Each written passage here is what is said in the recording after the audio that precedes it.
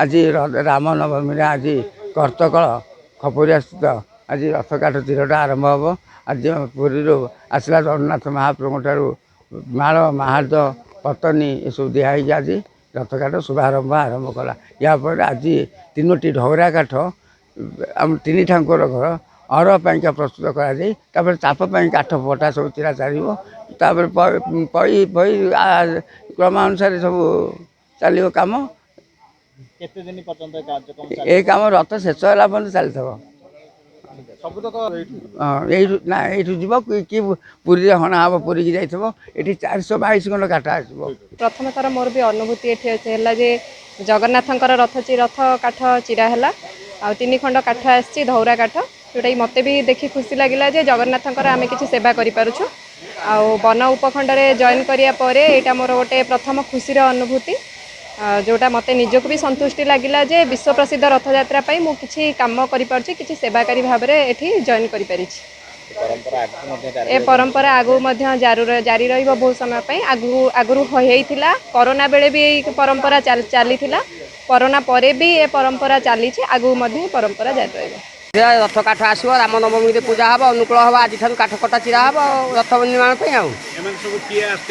आम division manager आसते आम ये खंडीय परिचालक आसते आम सब डिविजन मैनेजर आसते बहुत लोक आम आसते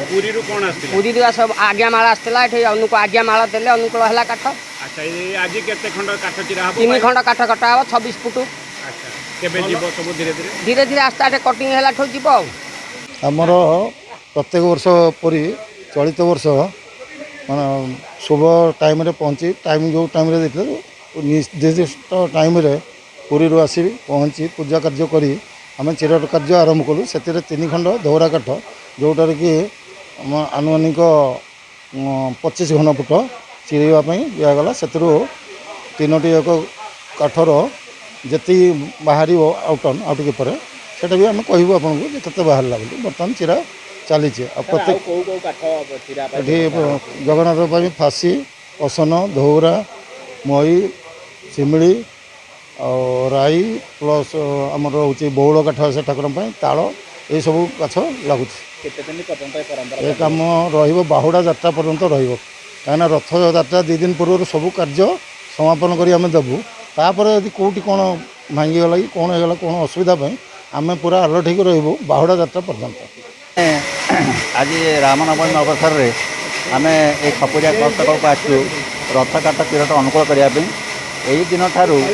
आम रथ निर्माण जिते काठ दरकार हम सब ये से साइज अनुसार चिरट कराव आम अभिज्ञ व्यक्ति को रखी जी माप अनुसार काठ चिरट कर यथा समय पठाई प्रक्रिया केतबेले आरंभ होइतला एठी काम आगे चलिए ना आमर प्रतिवर्ष प्रकार आम डिसेम्बर मसरू कि जनवरी मसरू रथ केते आवश्यक अच्छी काठ आम से दिया करो डीएफ मानू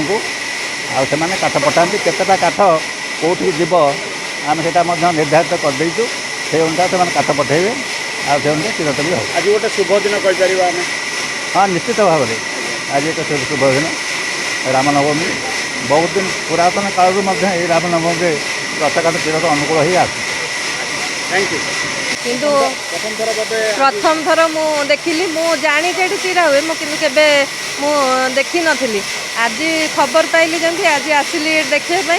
आउ मु माने बहुत निजक भाग्यवान मन कर कालियार सेतिकी माने कृपा अछि आज मु आसी 3 ठाकुरंगर एठी रथ काठ चिरा हला मु देखिली सेटा आउ एटा भाग्यर थिले मिले नहले माने मिलेनी एटा आउ बहुत माने ठाकुरंगर बड़ कृपा एटा।